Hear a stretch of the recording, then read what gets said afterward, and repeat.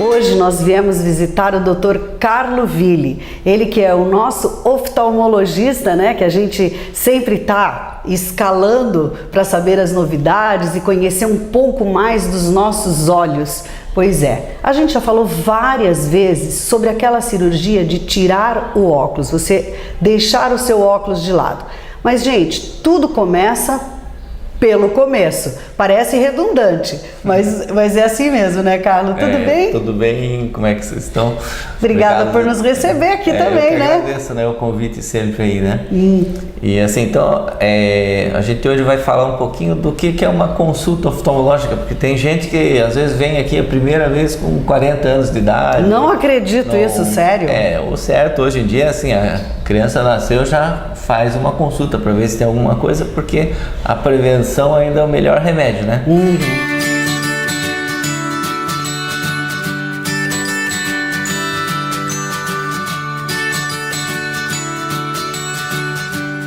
Então a gente vai começar explicando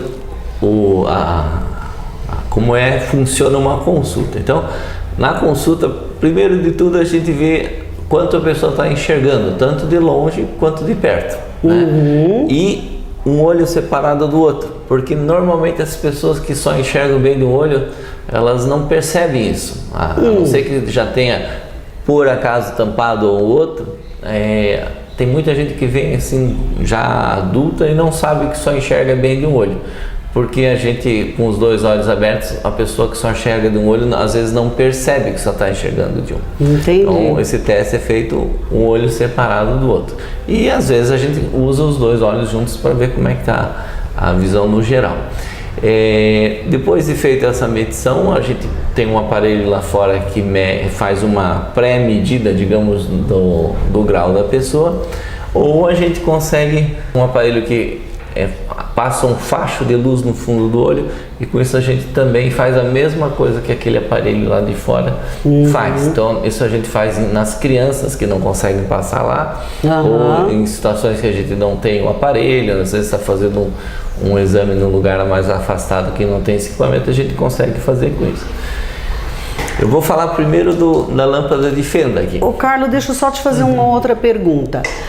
Quando você faz essa medição do grau, isso é o quê? É a córnea ou não? Qual é a parte do olho que faz essa isso medição acontecer? É o caminho inteiro entre a córnea, que é a tampa do olho, e lá o fundo do olho, a retina. Então faz todo... Porque a imagem ela passa através de todos, da córnea, do humor aquoso, do cristalino, do vítreo, e depois vai formar a imagem da retina, né? E com esse aparelho tu consegue ver esse aparelho que tudo. eu falei, aquele que é o mais antigo que se usava, né? Ele passa um facho e a gente vê a sombra da luz lá no fundo do olho, né? A sombra não, a imagem desse facho de luz no fundo do olho. Entendi. E a gente vai equalizando com as lentes. Quando a gente equaliza, a gente sabe fazer o cálculo do grau da pessoa. Ai, coisa difícil, cruz credo, né, gente? É a prática, né? A lâmpada de fenda é um aparelho que, na verdade, é um microscópio. Ele serve para ver tanto a parte da frente, né, quanto a parte de trás dos olhos. Mas digamos, a especialidade desse aparelho é a parte da frente, e ele tem a gente chama de lâmpada de fenda porque ele tem uma luz no aparelho que forma uma fenda. Então a gente vê a luz ali, ó, e a gente vai alargando ou afinando até ela formar uma fenda. Então, dependendo do jeito que a gente usa essa luz, a gente vê coisas diferentes no olho, né? Então aqui tem vários aumentos, né? Tem cores diferentes e intensidades diferentes. Nesse aparelho acoplado tem o tonômetro, que é um aparelho que mede a pressão do olho, né? A gente tem um tonômetro que não é de contato e esse é de contato. Então, dependendo do caso, a gente usa o de contato, é anestesiado a córnea. Esse aparelho encosta no olho e faz a medida da pressão. E por aqui a gente olha as partes, que nem eu falei, do olho aqui, que a gente vê se a pessoa tem catarata ou se ela tem alguma doença na córnea.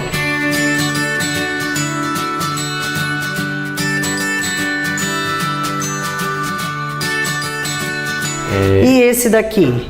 Então, esse daí é o aparelho que, digamos, faz o óculos mais propriamente dito.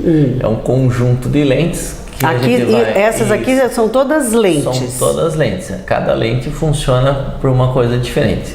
Mas o básico aqui são as lentes dos graus da miopia e hipermetropia, que são aparece nesse visorzinho.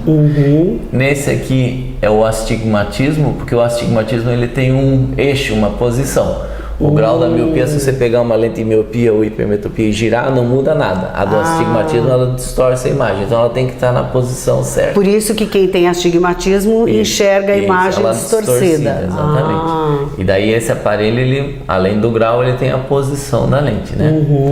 E aqui nesse aparelho existem outras coisas que a gente pode usar, né? Mas o básico desse aparelho é para ver o grau.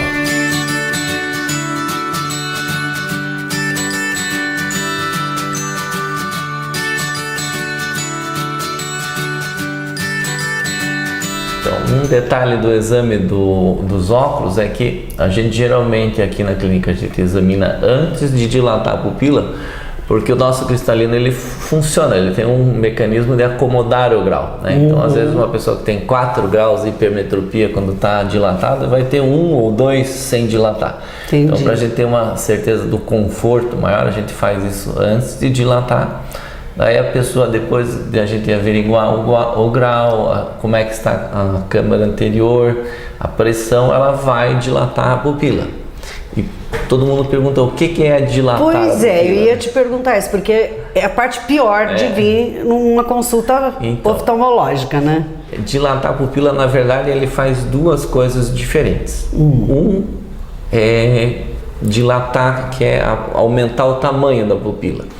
Para que a gente faz isso? Para o médico poder enxergar o cristalino melhor, porque ele está logo depois da pupila, e o fundo do olho, a retina. Então, principalmente no diabético, ou na primeira consulta, ou alguém que tem algum problema na retina, como os buraquinhos, descolamentos e tal.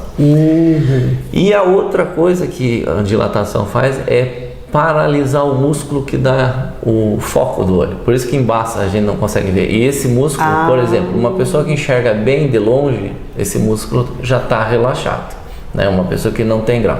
Então quem enxerga bem de longe, na hora que você dilata, ela continua enxergando bem de longe, só que de perto ela não consegue, porque o cristalino não muda o foco para perto. Entendi. Quem é míope, geralmente não muda muito. Se ele estiver mais perto de 2 graus, 3 graus de miopia, não muda muito, porque ele já não enxergava de longe e de perto ele continua enxergando. Entendi. E quem é hipermétrope, esse sofre mais. Esse daí piora para longe e piora para perto. Então, por isso que tem gente que fala, não me incomodou muito, e tem gente que fala que incomodou, né? Entendi. Agora eu vou falar um pouquinho daquele aparelho de trás, que parece um capacete. Esse? Isso. Posso pegar? Pode pegar. Então esse aparelho é um aparelho por onde a gente enxerga com os 2 olhos, então a gente tem uma visão tridimensional, né? A gente vê profundidade nele. E ele serve para examinar o fundo do olho, a retina. Então a gente tem uma lente associada, né? Que a gente coloca esse aparelho na cabeça e vai olhar o fundo do olho. Então a gente vê toda a retina, toda a parte interna através desse aparelho. Isso tudo faz sempre em uma consulta? Isso normalmente a gente faz. Entendi. Dentro da consulta. Então, assim, esse é o básico da consulta. Daí a gente, depois de dilatado, a gente revê o grau, né, para ver se tem essas diferenças do dilatado ou não, ou se tem alguma inconsistência. E aí a gente vai determinar a doença da pessoa.